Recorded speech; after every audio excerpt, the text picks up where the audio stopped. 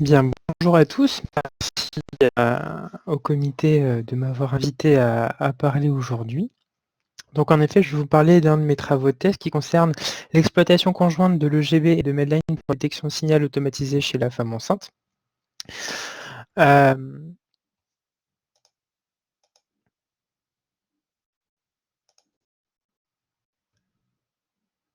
Ok, c'est bon. Donc le but de ce travail qui concluait ma thèse, c'était de finaliser une méthode de détection de signal automatisé des signaux, et ce pour un grand nombre d'événements indésirables chez la femme enceinte. Pour cela, on a utilisé deux choses. La première, c'est un des scores de synthèse en grande dimension, qui est le score pronostic, et un critère de décision qu'on avait inventé au cours de ma thèse, qui s'appelait le p-value relative decrease, ou PRD, je vais vous en dire un peu plus juste après. Et pour valider, ou en tout cas annoter les signaux que nous avions générés grâce à cette méthode, nous avons voulu utiliser la littérature scientifique disponible sur Medline, avec une méthodologie automatisée pour permettre de, en tout cas, s'affranchir dans un premier temps d'une validation d'experts, mais bien évidemment nécessaire dans un deuxième temps.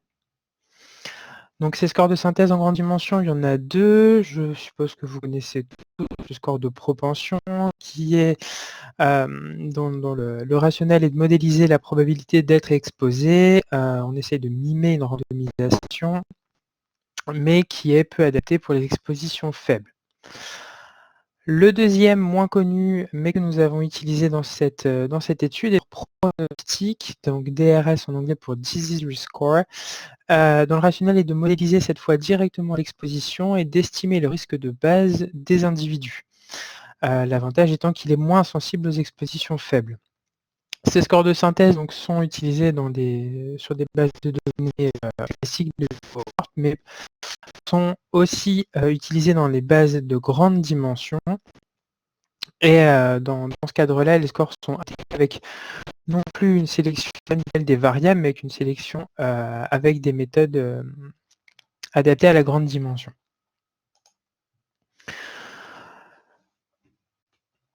Le critère de décision pour générer un signal que nous avons utilisé, plutôt que d'utiliser la p-value brute du modèle prenant en compte le score pronostic, c'est d'utiliser, à l'inverse, une mesure de l'impact du score et non pas la valeur brute du score.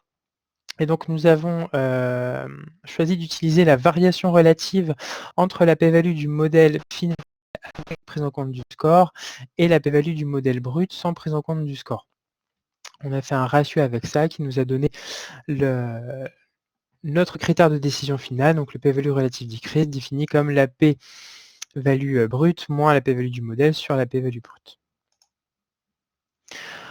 Comme je vous avais dit, nous voulions utiliser un maximum d'outcomes possibles que vous avez donc sous les yeux.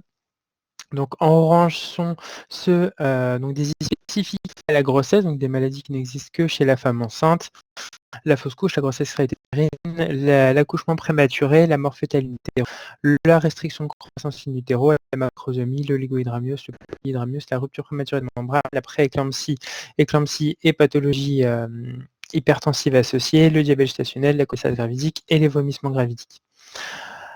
Pour estimer aussi l'efficacité de notre méthode sur des maladies plus générales, on a inclus celles qui étaient généralement utilisées dans les études de comparaison des méthodes de détection de signal, donc les hémorragies, les pathologies thrombotiques, les infections, les coliques néphrétiques, pancréatite et insuffisance rénale et hépatique. Pour notre méthode d'annotation automatique à partir des données disponibles dans la littérature, on trouve deux grandes familles de méthodes. La première, ce qu'on appelle les TAL, donc les traitements automatiques du langage naturel, qui reposent sur des segmentations des phrases, des abstracts disponibles sur Medline, avec une identification des éléments et une reconstruction des associations dans les phrases pour retrouver le sens au sein des abstracts. La deuxième méthode, elle s'intéresse cette fois-ci aux mots-clés qui ont été attribués par Medline à chaque article, en les divisant en descripteurs, pathologies ou médicaments dans notre cas qui nous ont intéressés, et en termes de qualificateurs, donc pour chaque pathologie ou pour chaque médicament, on a recherché ceux qui étaient dits chemically induced, donc induits chimiquement, ou adverse effect pour effets indésirables pour les médicaments. Peut-être qui avait été déjà utilisé par Avillar en 2013. Et donc c'est cette deuxième méthode que nous avons choisi d'utiliser, car la première est encore à l'échelle de recherche et donnait des résultats très brouillés. Pour notre population, donc on a dû la diviser en deux, du fait qu'on avait des pathologies qui provoquaient un arrêt précoce de la grossesse et celles qui permettaient à la grossesse d'arriver à son terme. Donc d'un côté, pour les arrêts précoces, nous avions 58 525 grossesses, parmi lesquelles donc, nous avons étudié deux outcomes, la fausse couche spontanée et la grossesse extra-utérine. Pour la fausse couche spontanée, nous retrouvions 519 médicaments qui étaient pris au cours du trimestre avant la grossesse ou au cours du premier trimestre de la grossesse. Et pour la grossesse extra-utérine, on retrouvait 596 médicaments qui étaient pris au cours du trimestre avant la grossesse. Pour toutes les pathologies autres, donc avec des grossesses qui étaient menées au-delà de la 22e semaine d'aménorrhée, on retrouvait 57 407 grossesses. Et on avait divisé chaque exposition médicamenteuse en 3 trimestres. Un trimestre précédant la grossesse de 3 mois T0, le premier trimestre de la grossesse T1, et le trimestre avant l'accouchement, donc les 3 derniers mois de la grossesse. Et on retrouvait 400 médicaments différents qui étaient pris au moins 3 fois par ces femmes. Pour construire notre méthode de relecture de la littérature, donc, elle se faisait en 4 temps. Le premier était d'extraire les mots-clés de tous les articles traitant de toutes nos pathologies que nous avions sélectionnées. Ensuite, à l'intérieur de chacun des articles, nous retrouvions ceux pour lesquels on avait un mot-clé traité de notre pathologie avec induite chimiquement. Et parmi toutes les substances qui étaient données dans l'article, on retrouvait ceux pour lesquels on avait des médicaments et associés avec le qualificateur effet indésirable. Ce tri des médicaments a pu se faire via la base RxNorm. Et une fois qu'on avait l'occurrence de chaque médicament pour chaque pathologie, il nous paraissait important, plutôt que de chiffres bruts, de trouver un critère de décision qui prendrait à la fois en compte la quantité de littérature disponible, mais aussi le nombre de médicaments mis en cause pour chaque pathologie. Et du coup, on a choisi de faire un critère suivant une loi binomiale qu'on a appelée PMH, et on a défini une annotation positive dès lors qu'un médicament avait un PMH inférieur à 0,20.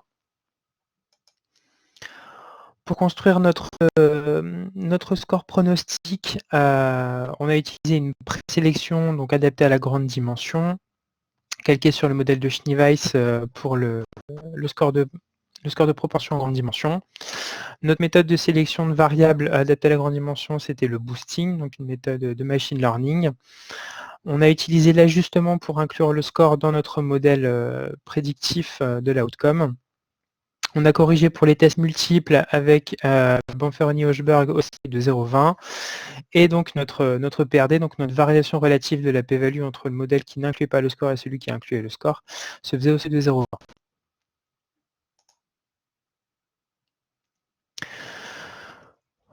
Pour vous donner un peu un panorama des pathologies qu'on a étudiées, vous retrouvez ici en bleu le nombre de cas présents dans le JB, donc parmi nos 50 grossesses. En orange, le nombre d'articles présents dans Medline. Et en gris, le nombre de médicaments qu'on retrouvait également dans Medline associés à la pathologie.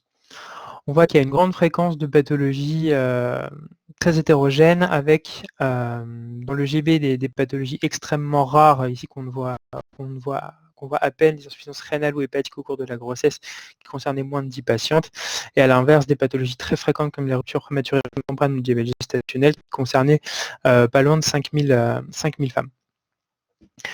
En ce qui concerne la quantité de littérature disponible, là, une fois encore, on voit qu'elle est très hétérogène, avec, pour les pathologies générales, type les pathologies hémorragiques ou les pathologies très thrombotiques, on retrouvait plus de 10 000 articles disponibles pour les hémorragies et plus de 5 000 pour les pathologies thrombotiques ou l'insuffisance rénale. En ce qui concerne la littérature disponible sur les pathologies spécifiques à la grossesse, on voit qu'elle est beaucoup plus faible, avec pour aucun outcome plusieurs centaines d'articles. À chaque fois, c'était au maximum 300 articles. Le nombre de médicaments qu'on retrouvait dans toute cette littérature, on voit que c'est au final assez peu lié au nombre d'articles. Par exemple, si on s'intéresse à l'hémorragie, on voit au sein de plus de 10 000 articles, on retrouvait au final moins de 2000 médicaments. À l'inverse, si on s'intéresse au risque de prééclampsie, vous voyez que dans une centaine d'articles, on retrouvait au final quasiment aussi 2000 médicaments mis en cause.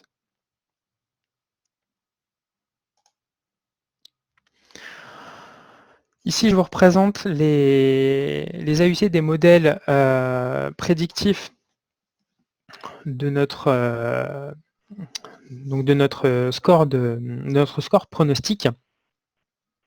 Notre but était de savoir si la capacité de notre score à détecter des signaux pouvait être due à la qualité du score pronostic que nous avions créé. Bien, on voit qu'il y a trois groupes qui se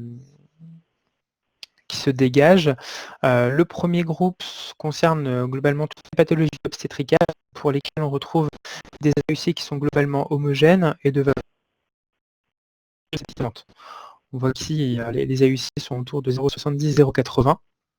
Et du coup, on en a déduit que notre est pertinent et par extension que notre seuil PRD était utilisable. On voit un deuxième groupe qui se dégage ici en bas avec des AUC moins homogènes avec des valeurs plus faibles. On voit que ça concerne des pathologies, les pathologies générales de fréquence moyenne à élevée. On voit ici qu'on a un score qui est finalement peu prédictif et du coup on pressent des résultats au niveau de notre PRD qui seront moins discriminants. Enfin, un dernier groupe de pathologies générales avec cette fois-ci des fréquences particulièrement faibles, mais à l'inverse des AUC très élevés, mais du coup très hétérogènes, avec du coup l'association d'un DRS qui est clairement surajusté, et du coup une méthodologie qui va probablement être moins pertinente. Concernant les résultats de notre méthode d'annotation automatique à partir de la littérature, je vous présente ici le nombre d'annotations générées par pathologie. Vous voyez une nouvelle fois qu'on a une grande différence en fonction des pathologies, avec pour certaines plus de 200 médicaments pour lesquels on génère une annotation positive. Donc 200 annotations sur 400, donc des chiffres qui avaient l'air particulièrement élevés. Alors que pour d'autres pathologies, on voit que dans la littérature, on arrivait à générer, par exemple pour le polyhydramnios, aucun signaux, ou un nombre très faible, par exemple 6 pour la macrosomie.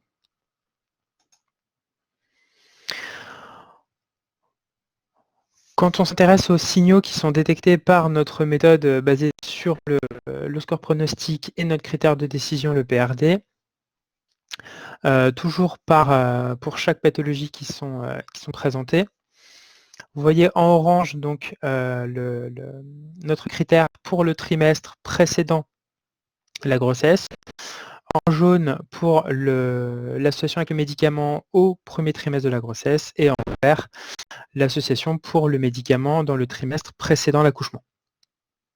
On voit une nouvelle fois que c'est très hétérogène, avec de 0 signaux générés pour certaines pathologies, quel que soit le trimestre, par exemple pour le diabète ou pour les pathologies hémorragiques, jusqu'à plus de 30 signaux pour la fausse couche spontanée au cours du premier trimestre de la grossesse.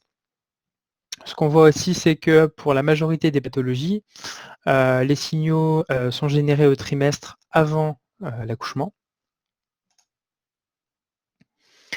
Et là, ici, on a regroupé donc nos deux méthodes, la méthode statistique avec le DRS et le PRD, et la méthode de relecture automatique de la littérature.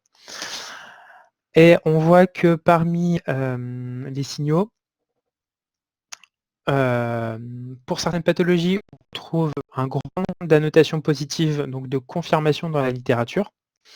À l'inverse, pour d'autres pathologies, on voit qu'il y a un manque de connaissances dans la littérature avec des signaux générés sans annotation positive beaucoup plus nombreux.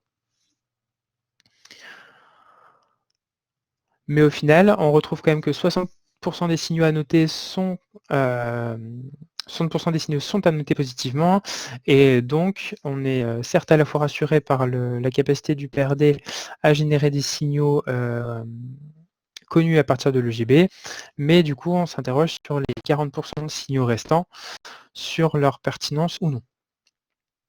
Je vous ai pris ici 2 exemples des signaux qui étaient générés pour des pathologies. Si on s'intéresse par exemple à la fausse couche spontanée, on avait 4 signaux qui étaient générés par notre méthode statistique, par le PRD. Le premier concernait la prednisone, donc un corticoïde qui était annoté positivement, bien connu comme un risque de fausse couche. Le deuxième concernait le métronidazole, un antibiotique pour lequel on ne retrouvait pas d'annotation par la méthode de relecture automatique. Le critère ne passait pas le 0,20, mais les 3 articles étaient, eux, en faveur d'une association. Le thiocolchicoside, qui est un décontractant musculaire, pour lequel on ne retrouvait pas d'annotation par la méthode de relecture automatique, mais un médicament pour lequel on connaît le risque d'aneuploïdie et par extension du coup du risque de fausse couche. On mettait aussi on détectait également donc le zolpidem, un hypnotique pour lequel on ne retrouvait pas d'annotation, mais pour lequel on ne retrouvait pas non plus dans la littérature, même dans les articles qui auraient pu être repérés mais non suffisamment significatifs. C'est un médicament pour lequel le risque malformatif est connu. Et si je vous montre le deuxième exemple, la restriction de croissance intra-utérine, on retrouvait 3 signaux générés par le PRD, le flurbiprophène, un AINS qui était bien annoté positivement par la méthode de relecture, un risque connu pour les anti-inflammatoires. La chlorpromazine, un antipsychotique, qui était lui aussi annoté positivement, et le clonazepam, une benzodiazépine régulièrement utilisée comme antiépileptique, qui était lui aussi annoté positivement. Donc ce qu'on ressortait de cette étude, c'est que grâce à l'EGB, on arrivait à construire une méthode de détection de signal qui était efficace, à condition qu'on soit en présence d'une pathologie qui soit suffisamment fréquente, sinon on s'exposait à un risque de surajustement pour le calcul du score pronostic. On avait besoin d'avoir un nombre d'exposés malades suffisant pour éviter la génération de signaux aberrants. On avait besoin également d'une pathologie qui possède un algorithme de repérage dans le PMSI suffisamment spécifique. À défaut, on aurait un DRS insuffisamment prédictif. Et pour la méthode de relecture de la littérature, on avait besoin d'avoir un niveau d'étude suffisamment présent, mais sans avoir une surreprésentation, puisque pour certaines pathologies, on était dans le cas d'études systématiques. Typiquement, le risque de fausse couche, par exemple, est systématiquement étudié dans les études de sécurité du médicament, mais du coup avec des mots-clés qui étaient donnés sans que ce soit des effets indésirables connus, mais simplement des effets indésirables testés. Et à l'inverse, quand on n'avait absolument aucune étude disponible sur certaines pathologies type la macrosomie, là ça devenait plus complexe. Donc au final, on avait pu avoir, grâce à l'EGB, un large échantillon de pathologies, couvrant un grand nombre de types de fréquences, de délais d'apparition, de mécanismes d'action. Et les limites qu'on a eues, c'est qu'en voulant s'intéresser à presque 20 effets indésirables, on était limité par l'absence d'algorithmes validés et pour chaque pathologie, surtout sur des pathologies qui étaient moins étudiées, notamment en rapport avec la grossesse, et que les requêtes utilisées dans les termes mèches sur PubMed et Medline, pareil, ont été construites per étude et n'étaient pas validées a priori. Le GB ici nous a permis de montrer qu'on pouvait identifier des relations médicaments-effets indésirables émergentes, donc des signaux qui étaient soit pas encore annotés ou soit en l'absence de littérature, et que le GB comme base médico-administrative permettait de faire une détection de signal automatisée de signaux chez la femme enceinte. Je vous remercie. Merci Romain. Alors, je ne vois pas s'afficher de questions et bon, on a un peu dépassé le temps prévu. Juste savoir s'il y a une deuxième étape qui serait l'exploration plus en profondeur de ces signaux, pour ceux qui paraissent les plus pertinents. Le but maintenant va être de prendre tous ces signaux émergents qu'on a mis en évidence sur le GB et de pouvoir les étudier directement dans le SNDS. Et grâce à cette base du coup 100 fois plus grande, pouvoir faire une modélisation plus fine à la fois de l'exposition, mais aussi de l'outcome de sortie, et de pouvoir diviser